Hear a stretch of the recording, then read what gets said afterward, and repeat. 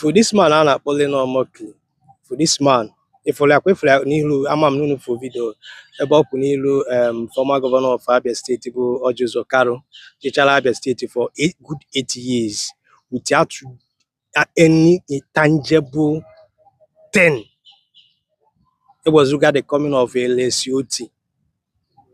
Ọkwụ kịta n'ilu na-akọwa the love o nwere ebe ndị Igbo nọ, akwụkwọ o degasigoro about ndị Igbo. Nke a bụ eziokwu. Ebidoro m iso this man this onye Lennon Mokli n'afọ ọ dị ka na 2018 oge m na-akwado ịba crypto trading ọfụ. Do you understand me? I was even egwuru m wayo on the process na na-eso onye n'afọ, but out of my ignorance. Do you understand me? But nke a bụ by the way. Do you understand what I'm saying? So ọ pụtara na kịta nọrọ n'ihu Orji Uzor Kalu na-ekwu the love o nwere ebe ndị Igbo nọ, and the reason why o ji aga against Peter Obi is political reason. Ọ bụrụ na Peter Obi dị bad o, because if akịta ifere ọ na-eme n'ihu Orji Uzor Kalu, it means that Orji Uzor Kalu ga his political reason tomorrow ọ ga-ebidokwa gabakwa against Orji Uzor Kalu. So the ihe niile ifere ọ na-attack Peter Obi na social media because of na Peter Obi politically Peter Obi fight or Peter Obi disobey his party. Ọ bụrụ na Peter Obi dị corrupt, ọ bụrụ na Peter Obi nwere ife o melie na ife o ji ya bamboozle Peter Obi every now and then because of political ambition.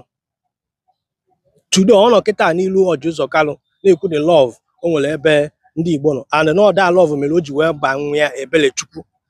Do you understand what I'm saying?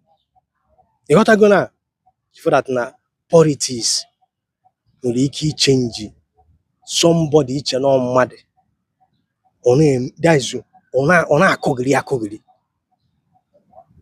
ife gbata Peter Obi agbatala nji wee gba ọsọ ebe onye, and all ndị unu nwa bụkwa ndị Igbo a ebe ife mere this man o ji wee dị relevance na Nigeria. Do you understand me? Onye anyị na-afụ kịta abụrụ ọkụ m na oge ọ attack kata Peter Obi nsi ogene did ife a, I now drop one comment ebe a or report to that comment.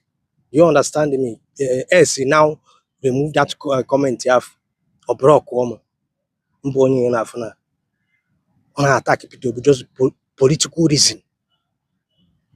Wee jide na character the man wee na-achọ there is damage here ebe ndị ugwu nọ, because agenda ya bụ ka ndị ugwu rap ya accept to Peter Obi. Today ọ pụtara na-agba m na gana about the love o nwere ebe Peter Obi nọ akwa because of one individual mere o ji wee sị na ọma promote zi Aba made shoe. If you have